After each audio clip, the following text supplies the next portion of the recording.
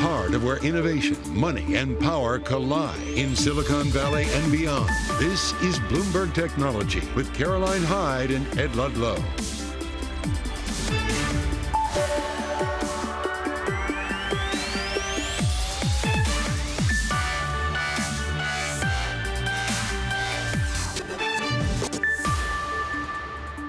I'm Ed Ludlow in San Francisco. Caroline Hyde's off today. This is Bloomberg Technology. Coming up, we'll bring you the latest updates in the Israel-Hamas war and speak to a range of guests on the ground to discuss the state of technology, the industry, its communities in the region. And we'll sit down with the CEO of payments firm Klarna to discuss the company's investment in artificial intelligence. Plus, we'll get a preview of the Bloomberg Screen Time event in Los Angeles that's bringing together executive and industry insiders to talk the state of streaming and so much more. Lots to come on Bloomberg Technology. First, let's get a check-in on financial markets. Bloomberg's Abigail Doolittle over in New York City. Abby. Well, Ed, at least for technology, we're looking at a pretty solid rally, a fourth up day in a row for the NASDAQ 100, right now up about 0.3%. The S&P 500 has been fluctuating beneath the surface for the NASDAQ 100, though. We have Adobe popping amid a recent conference where AI, they were very positive on the future of AI for their company. NVIDIA is higher as Citi is bullish on their September gaming data, and then Palantir is also up. I believe it was also up yesterday on the $250 million Army contract that they received. Now, relative to the NASDAQ 100 in the month of September, it is the top performing of the equity indexes. And at this point in October, I should say, it's up about 3% or so, actually closer to 4%. And this is a different version of that. The S&P 500 tech index is certainly climbing. Now, it's interesting because, of course, yields really influencing all parts of the market. And there's, some feeling that there could be higher for longer, although recently there's been some talking back of that by the Fed, plus the haven bid on the geopolitical tensions. But we do have today the dollar trading just about flat. Yields down, though, once again, that 10-year yield at 4.57. Fed minutes come out later today. At the time of the decision for the Fed minutes coming out, the 10-year yield was closer to 4.35. It does look like maybe there could be some consolidation down to that level, but the trend is higher. What does that mean for technology and other growth assets? Well, it's not so great because it means liquidity could be coming out of the system. It has come out of the system. It could come out of the system more. Bitcoin, Ed, is now down for a fifth day in a row, perhaps a little bit of a risk off again amid the Israel-Hamas war and lots of other uncertainty to deal with. Abigail Doolittle out of New York City, thank you. Let's stick with what's happening in the Israel-Hamas war. Israel Prime Minister Benjamin Netanyahu and opposition leaders have agreed to form a rare emergency government to see the country through its war with Hamas. Joining us now to talk through the situation, not just in Israel, not just in the Gaza Strip, but in West Bank as well, is Mona Shatea, a non-resident fellow at the Tahrir Institute for Middle East Policy. You come to us live from Ramallah in the central West Bank, and that's where I'd like to start, Mona. Based on your industry connections, the work that you're doing, what is the situation in the central West Bank right now for the technology industry? Thank you, Ed, for having me here. So whenever we are talking about tech as we are living in the West Bank, we cannot ignore that Palestinians are living under surveillance state where different kinds of surveillance technologies have been developed and tested on Palestinians in an open laboratory in the occupied Palestinian territory in the West Bank and Gaza Strip. And to state, but not like this is not limited to, we are talking about CCTV cameras, facial recognition technologies, spywares, malwares, technologies such as Blue Wolf, White Wolf, and as well as Red Wolf drones, among other various technologies that have been developed by the Israeli government and the Israeli companies, testing that on Palestinians before selling that worldwide to profit from that. And unfortunately, sometimes major tech companies are investing in such companies, in such surveillance companies to develop certain technologies, as it happened like a couple of years ago with Microsoft that tried to invest $75 million in Anyvision, which is an Israeli company, to develop facial recognition technique, testing that on Palestinians before start selling that worldwide. That was part of that. Yeah, go ahead, sorry. No, I'm sorry to interrupt you, Mona. I mean, one reason we've asked you onto the program is your expertise in cybersecurity and emerging technologies. That's some of the work that you do at the MEI. Based on what you just outlined to us as what you think is happening, how operational are technology startups in the West Bank? Has their day-to-day and ability to do business, whether they're a software-focused company or a hardware-focused company, been impacted? Well, whenever we are talking about tech industries in the West Bank, it's different than the tech industries in Israel, because I've started talking about cyber technologies like surveillance technologies that have been used. None of those technologies are basically developed by Palestinians or in the Palestinian territory. All of those technologies are developed by Israeli companies. As far as I can remember, there are 28 surveillance companies in Israel. 8 out of them are led by ex-military people in Israel. And like this could give us like a clear example on how this is a military state, even if those technological companies are developing that, it's also connected with the military expertise for their executives or senior executives in so many cases. When it comes to the West Bank, like the whole startups scene is different. It's more about services. We've seen like delivery companies, e-shopping companies, among other kind of companies that are more about service, not exactly about developing technologies such as like the surveillance technologies, as I mentioned, whether it's hardware or software.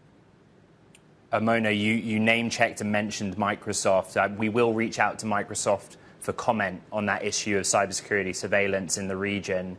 Bear with me. I want to bring our audience another story which broke on Wednesday morning, and that is the European Union writing to Mark Zuckerberg, the chief executive officer of Meta, and asking the company, Meta, parent of Facebook, of course, to look into disinformation around the situation in Israel and what is happening on the ground. You'll remember as well, Mona, that the EU and Thierry Breton had already written to Elon Musk and asked X to explain what it is doing in fighting disinformation.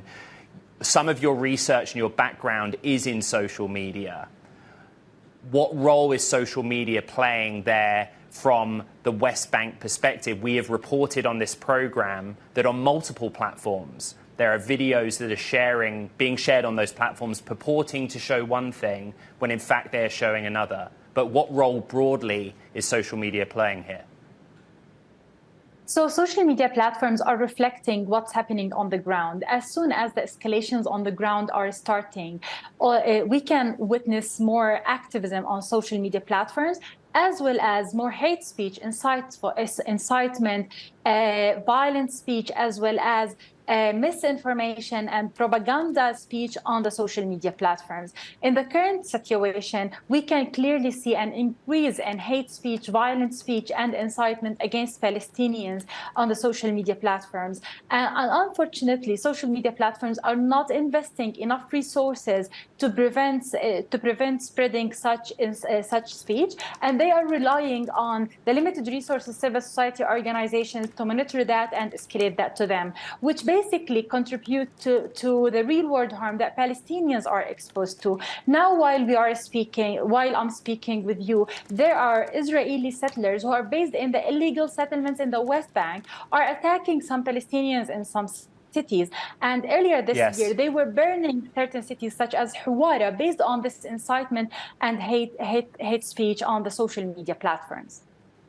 And Bloomberg has not verified the incidents that you just outlined. What I would just say, and we showed it a moment ago, we can show it again, is that X's CEO, Linda Yaccarino, sent a memo to the entire company overnight saying we are reminded of our consequential responsibility to protect the public conversation and action that shows that they are looking into this and taking it seriously. Mona, finally, I want to ask you this question that's been debated on this program by technology industry participants in Israel, in the West Bank, elsewhere, and it's the sort of symbiosis between Israeli tech and Palestinian tech? In other words, they're very closely tied. Is that something that you recognize, that they actually act as a much broader but single industry? Yes, of course, because Israel see in the Palestinian workers as cheap labor for them, so they could sometimes subcontract their certain works for Palestinians. And as you know, like with the limited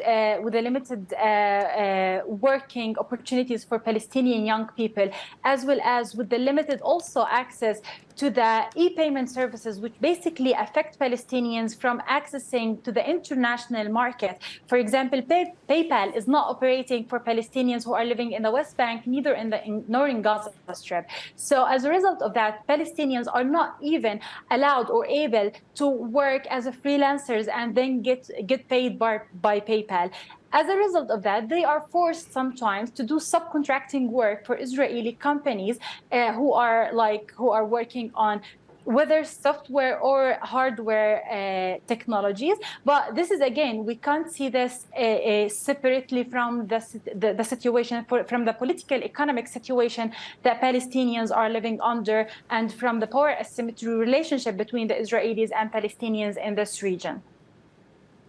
Mona Steyer, a non-resident fellow at the Tahrir Institute for Middle East Policy, coming to us live from Ramallah in the central West Bank. Thank you. Coming up on Bloomberg Technology, we will continue the conversation on the Israel-Hamas conflict and speak to a venture capitalist who's focused on bringing Palestinian graduates into Israeli tech companies, an issue that Mona just touched on there. We're also looking at shares of Microsoft. This is a company that's put out a statement on Wednesday morning saying they have 3,000 staff or personnel in Israel that they say are impacted by events. It's not doing anything to support or hinder the stock really in either direction, but Microsoft currently up 0.5 percentage point. This is Bloomberg Technology.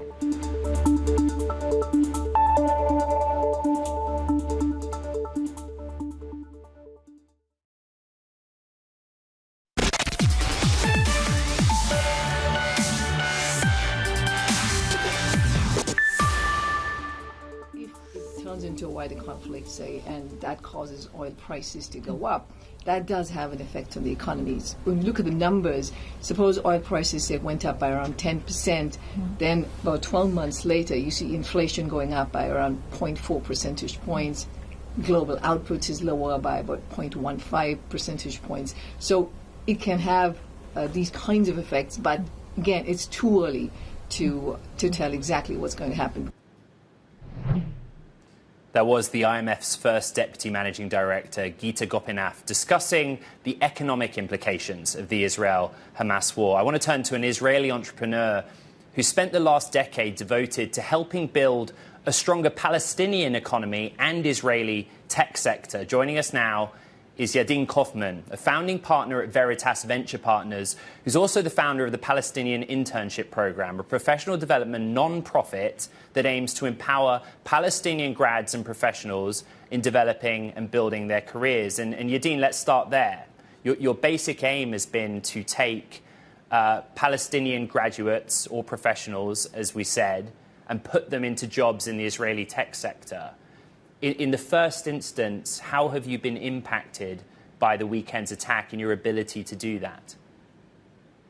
Okay, well, the first thing I want to say just before we get into those specifics is, I think like every Israeli, I've been very impacted by what's happened here since Shabbat morning, since Saturday morning. And it's been an absolutely terrible time here. As you know, 1,200 people killed, most of them civilians. Terrible atrocities committed, many hostages taken, and just absolute atrocities committed. So it's very hard to focus on other things. But as far as the impact, look, I believe that we still need to try to build a better future here, and that by definition will involve Israelis and Palestinians working together. We both live in this part of the world. Neither of us is going anywhere. And we have to choose. Do we want a future like the past has been, including the events of the last weekend, or do we want to try to create something better? So in the immediate term, it's going to be extremely difficult to advance programs that have Israelis and Palestinians working together.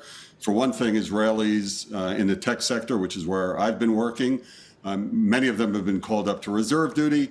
Many of them are either 0 or 1 degree of separation from someone who's been killed, and are very focused on, unfortunately, burying the dead, grieving for the dead, and having to defend the country. So that's obviously job one for everyone. Secondly, I think it's important for us to distinguish between the West Bank and Gaza. The problems of this past weekend have been from Gaza, and it's going to be even more difficult than it has been until now to do any business between, or do anything constructive between, Israel and Gaza. That's going to take a while right now, as it rightly should. With the West Bank, however, I think things can be different. The West Bank has been, for the most part, quiet during this most recent turn of events. Obviously, there's no love lost between the PA and Hamas, so maybe it's not surprising. The things I've been doing have been focused on working with Palestinians from the West Bank and East Jerusalem to give them opportunities, and to give them opportunities in the Israel tech sector, because there's really nowhere else for them to get those opportunities. And I'm happy to talk more about the programs, but Sure. So I think it's important to distinguish between the immediate term and the somewhat longer term. And of course, that depends greatly on whether this conflict remains limited to the events of these past few days, the terrible events of these past few days, or whether it escalates to involve a broader regional war, and then all bets are off.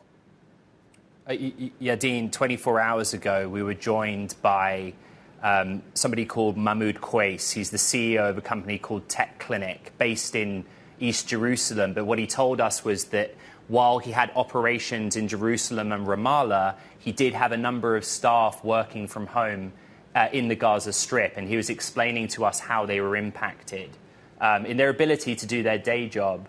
I just put that to you so that I can ask about the talent pools, the Palestinian technology talent pools that you work with. Principally, where do they come from, and in what kind of roles are you placing them into?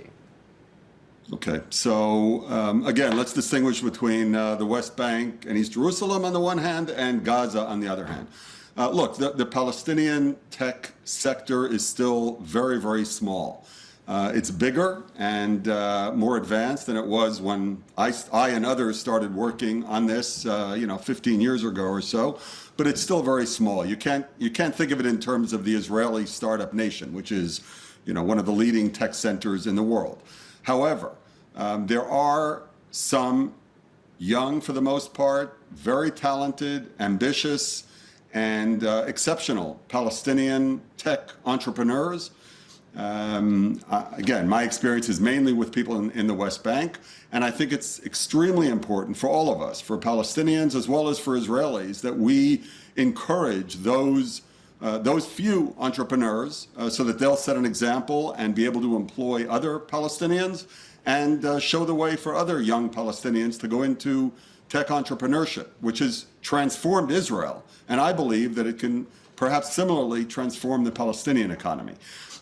So we have to give them the tools, and the programs I've started are aimed at giving young Palestinians the tools and the experience and the networks and the know-how to go back and build up a robust Palestinian tech sector, which can help drive the economy there, and I think help change the region for all of us. We do that through the internship program, which, by the way, is not aimed at bringing Palestinians to come work long-term at companies in Israel.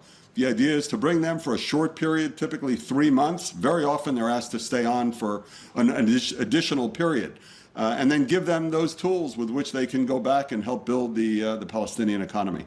As far as Gaza is concerned, one's heart is broken here for many reasons. But 2 months ago, we had a networking event. We do this once a year for the internship program that I started. And we bring together many of the Palestinians who've been interns, who've been in our internship program, who've been in the mentorship program, and we meet them up with many Israelis from the tech sector here. And it is just an incredibly heartwarming experience every time we do it. As I said, we did it 2 months ago, almost to the day, August 8th. And there were about 100 Palestinians from the West Bank and East Jerusalem who came.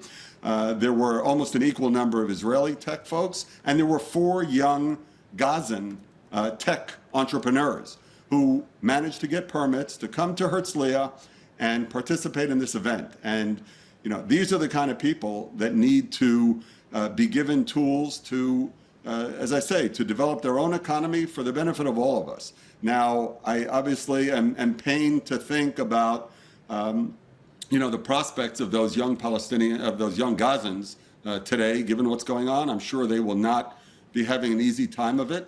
But I think we need to ask where one needs to look to place the blame for that unfortunate situation in the immediate term.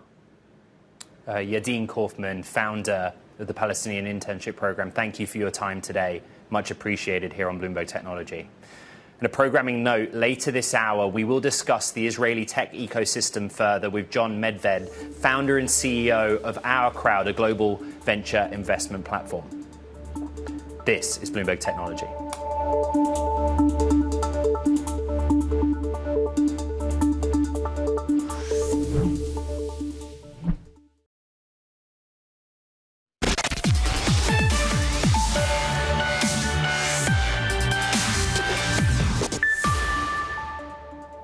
We're still monitoring the situation in the Middle East after Israel formed a rare emergency government with some opposition members to see the country through its war with the militant group Hamas. Bloomberg's Jordan Fabian joins us out of D.C. because the U.S.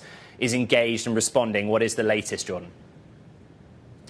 The president spoke again today with Israeli Prime Minister Benjamin Netanyahu. They've been talking about what kind of military aid is going to be going from the U.S. to Israel. We've already heard there's been 1 tranche of ammunition that's been sent from U.S. stocks to Israel, and there's going to be more on the way. There's a carrier group off the coast of the eastern Mediterranean as well, and that is what U.S. officials say is a deterrent measure against groups like Hezbollah or Iran from entering the conflict. All right, Bloomberg's Jordan Fabian with the latest on the U.S. response to the war between Israel and Hamas. Thank you. Now, coming up on Bloomberg Technology, we will dive deeper into the impact of the Israel-Hamas war on the region's venture capital scene. That's with John Medved, CEO of global venture investing platform Our Crowd. That's coming up next here on Bloomberg Technology. From San Francisco, this is Bloomberg Technology.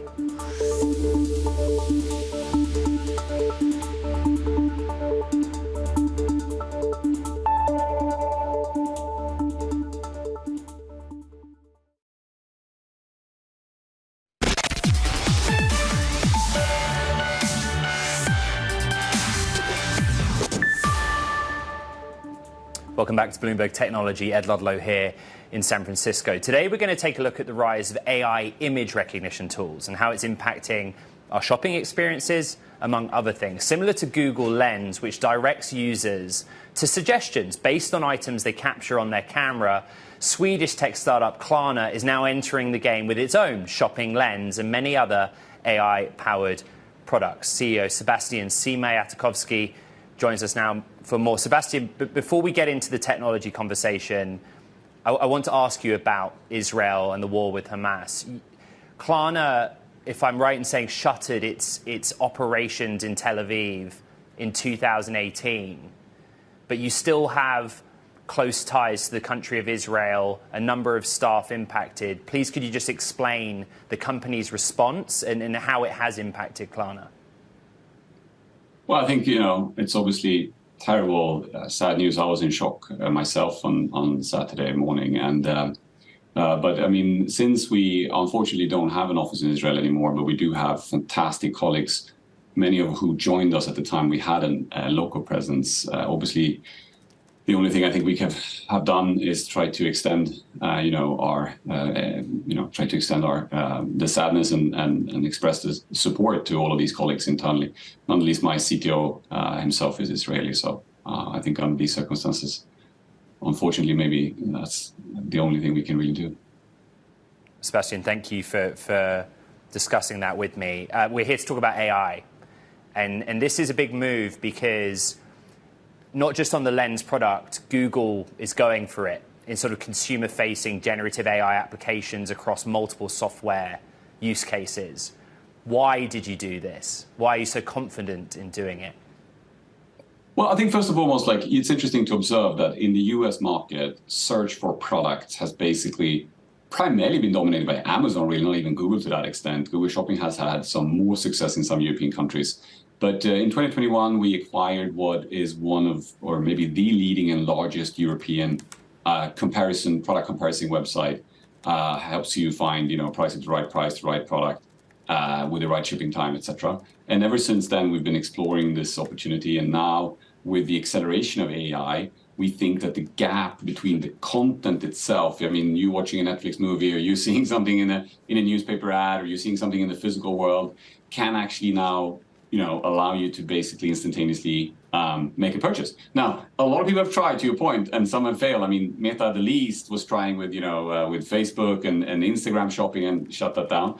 But we see that the technology is there. We have, over 50 million SKUs and products in our databases. So there is now a fantastic opportunity to create a very different experience than what has been available, and really close that distance between I see something I like and I have it in my mailbox. You're actually releasing 13 different AI-powered products. Are you building the foundation model or large language models that power that yourselves? Or from a technology perspective, are you agnostic and kind of going to established LLM builders? Well, look, we've had a close relationship with OpenAI that, I had a privilege to speak to Sam already back in February. And since then, we've had a great partnership. But we also obviously explore and look at the other, like Claude and other opportunities out there. We looked at Glubus as well. I think we are at Klarna very pragmatic. If we think that we can do something better than somebody else, then we do it ourselves. If we think that somebody else is doing it better, we much rather build on that and use that. And when it comes to a lot of the LLMs, I mean, the things that OpenAI, as an example, allows us to do is amazing. What we are thinking about, like, how do we bring that to consumers, to something that actually creates value for consumers on a day-to-day basis, combining the amazing technology that OpenAI and others have developed with, the amazing technology that we have internally. So that's really been our focus primarily. Like, there may be something where, you want to build your own LLM eventually, or, specialized, but right now, what can we bring to consumers to help their lives become better? Like, that's the key objective here. Sebastian, one of the data points that Klarna is putting forward is that 76% of consumers are still shopping in store. I would say there's probably a number of third-party data sets that are all over the place in terms of how many people go to a store. But how high risk is that for you? What if people just return to online shopping and Lens isn't needed? Well, I think that what we've seen is for a while there during COVID, we thought that nobody was going to return to physical stores. And now we've kind of seen that they have to a large degree. I think you'll have these fluctuations, but I think over time, more and more so, those two experiences will basically, they will merge to some degree, right? I think the more and more we see what's happening in retail, but also with product and brands, is that you will have pop-up stores, you will have brand representation. A lot of brand stores are really also have amazing marketing capabilities for those brands. So you'll see more and more of that presence, just like Apple has been one of the amazing companies to show the way. I mean, an Apple store is as much a marketing investment as it is an actual store itself, even though it's obviously one of the most successful retailers in that sense. But I think that so we think those will merge. The point is that what we wanted to make sure with Klarna is that whether you're in physical store and using our photo lens to basically either scan the barcode or just take an image of the item itself, or whether you're scanning and looking at something on your screen, those two should really lead to the same opportunity of comparing alternatives, understanding who can ship that product fastest, at what price, what are the options that you have, and then allow us to combine that with the personal preferences that our consumers have, because they all are slightly different. I think it's very natural for a credit card payments company to play that role. If you think about it, to some degree, this was kind of the promise of the Amex card, right? You were supposed to wave this card over platinum, whatever, and as a consequence, your restaurant owner would say, oh my God, it's a platinum, so I'll bring you this wine or that, this kind of service. So like the fact that a payments company signals to the retailer, to the seller, who is this customer, what are their preferences, what could they be interested in, and then helps, create a smoothless experience in that to accelerate trade for all of our merchants and partners. It feels like a very natural thing, but now with AI, we can do it at a very different level than was possible back in the Amex days. Klarna CEO Sebastian Siemiatkowski, great to catch up. Thank you for coming on the show. Much more ahead. This is Bloomberg Technology.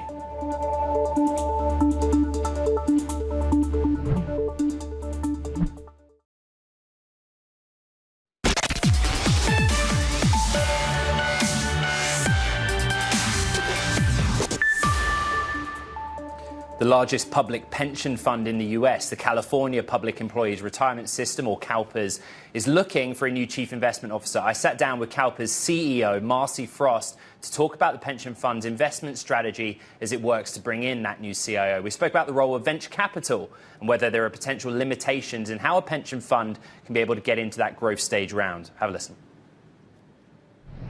Anton Orlik, who is the head of our private equity team, that has been part of the playbook for him, bringing in venture deals. Some of those checks can be smaller, but when you're pairing up with other funds, you can write a sizable check and still expect a nice return over time. But coming back into venture, we believe is the right strategy for the portfolio.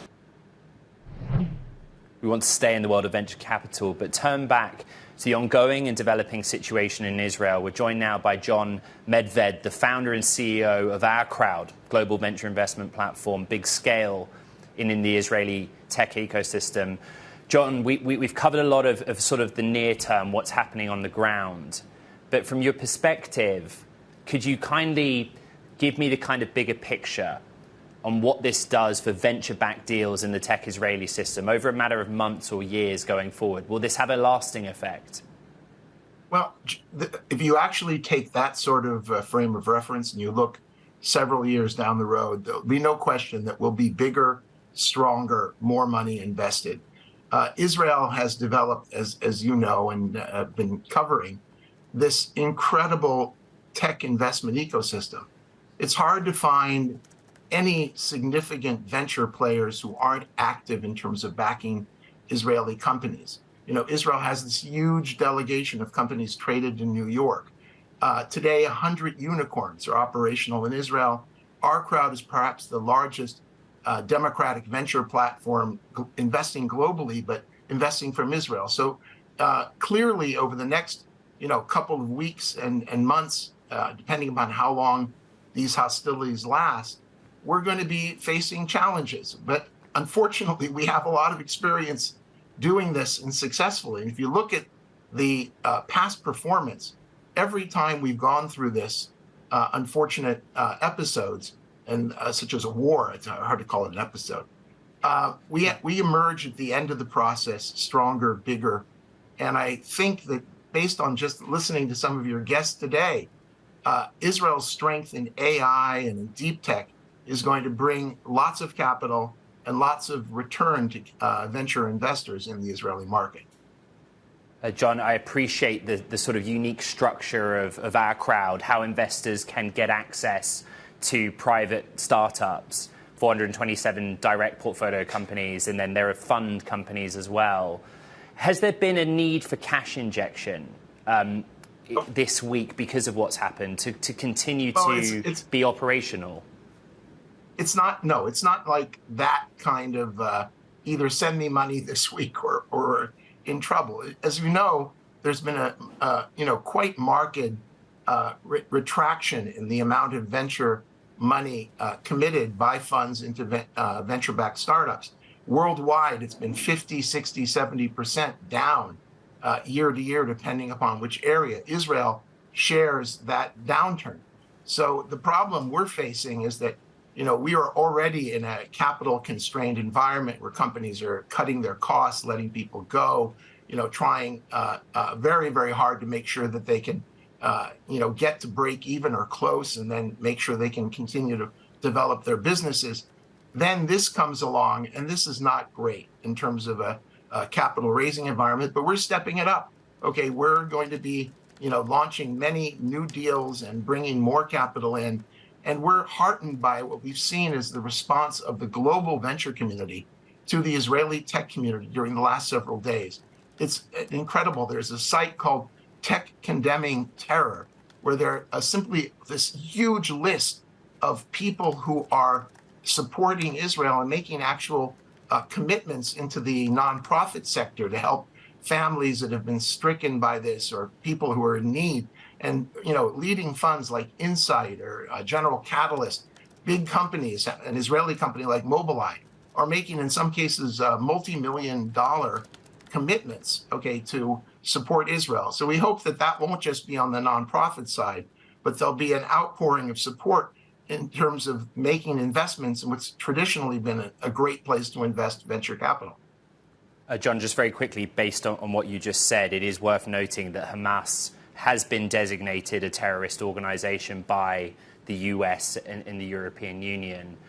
I want to end on asking what's unique about Israel's tech talent. I note that NVIDIA was due to hold its AI summit Monday of next week in Tel Aviv and cancelled for obvious reasons.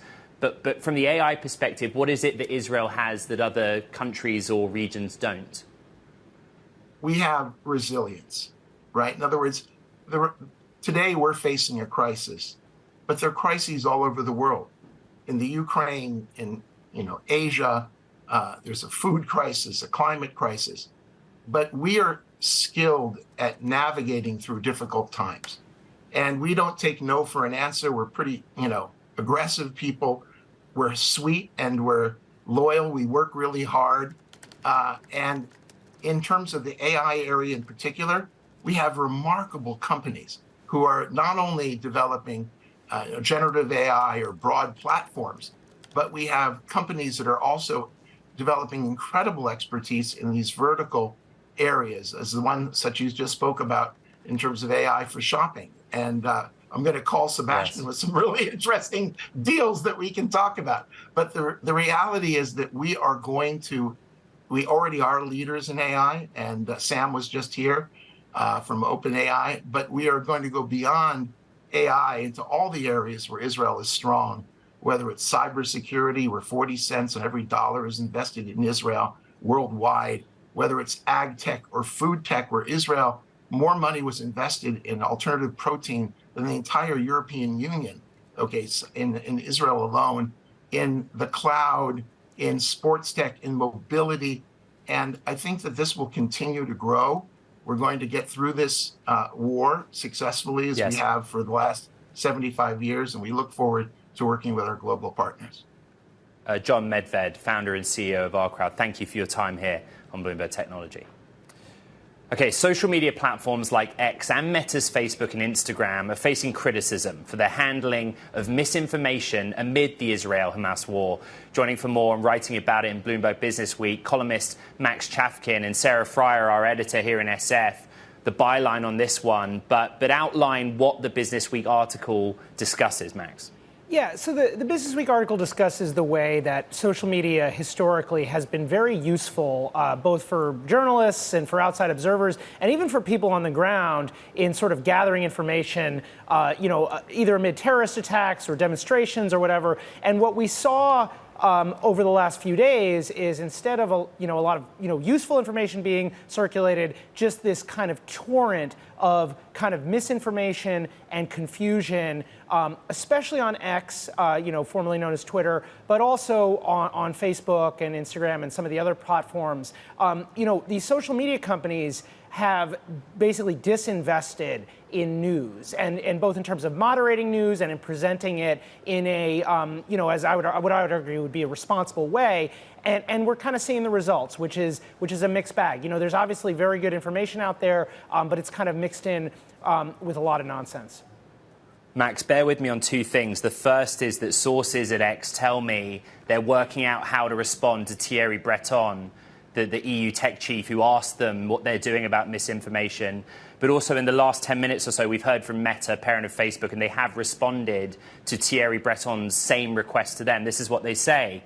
After the terrorist attacks by Hamas on Israel Saturday, we quickly established a special operations center staffed with experts, including fluent Hebrew and Arabic speakers, to closely monitor and respond to this rapidly evolving situation. Our teams are working around the clock to keep our platforms safe, take action on content that violates our policies or local law, and coordinate with third-party fact-checkers in the region to limit the spread of misinformation. We'll continue this work as the conflict unfolds. That is Meta's response. The other point that you make in the Business Week article is that go back, there was a time when Meta, and indeed the platform formerly known as Twitter, wanted to be the go-to for contemporaneous and accurate information. Yeah, absolutely. So two things have happened. One is that both of these platforms, Meta and X, have been under pressure from TikTok, right? TikTok's model is not news. It's, engaging videos. And we've essentially seen these platforms move towards that. That's why when you open up Instagram these days, you'll often see posts that are weeks, if not months old. Even on Twitter, which has been known as kind of, real-time news network, you'll see stuff that's from yesterday, the day before, last week, or whatever. And that makes it just much more difficult to figure out what's going on. The other thing is there are fewer journalistic players on these platforms. Used to have a lot of kind of community moderation happening. So on top of the kind of trust and safety types that we're hearing about in that Meta statement, or that Elon Musk and the X management have spent, a lot of the last year, cutting back on, we had journalists basically who were also on the ground, were able to kind of sort the wheat from the chaff in terms of what was true and what wasn't. And that is also gone. So it's not just that the companies have disinvested, the community has disengaged. Thank you to Bloomberg's Max Chafkin. And X would point out that Community Notes is now in sort of tens of thousands of posts monitoring this. We've got more coming up here on Bloomberg Technology. This is Bloomberg.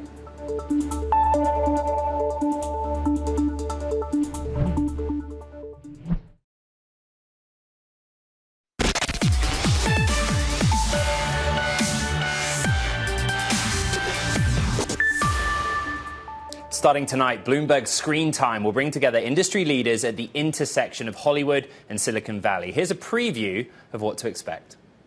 Screen Time, Hollywood. Bloomberg's bringing together leaders, entrepreneurs, celebrities and moguls to speak about the future of the business of culture. And we're doing it here, right in the heart of Tinseltown. Screen Time is where Hollywood and Silicon Valley collide.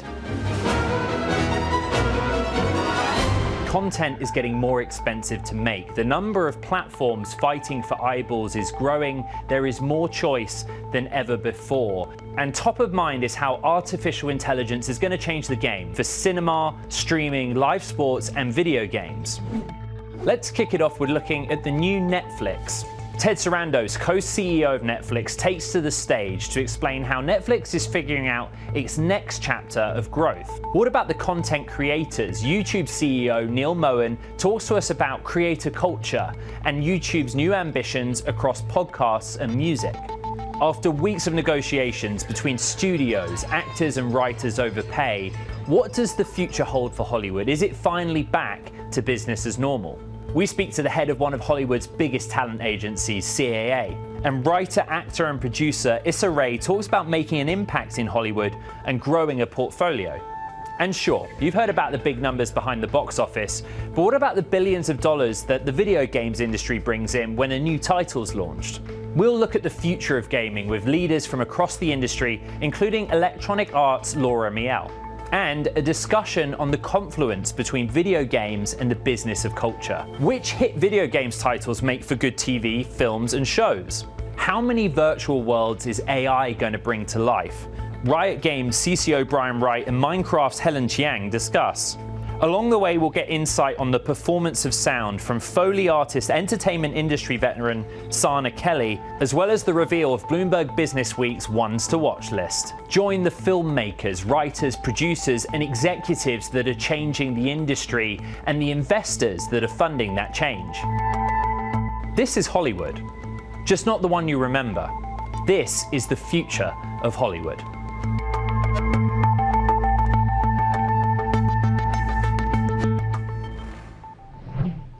Full coverage of Screen Time ahead, but that does it for this edition of Bloomberg Technology. Don't forget, check out the podcast wherever you get your podcasts on the Bloomberg platforms, Apple, Spotify, and iHeart. From here in San Francisco, on our way to Los Angeles, this is Bloomberg Technology.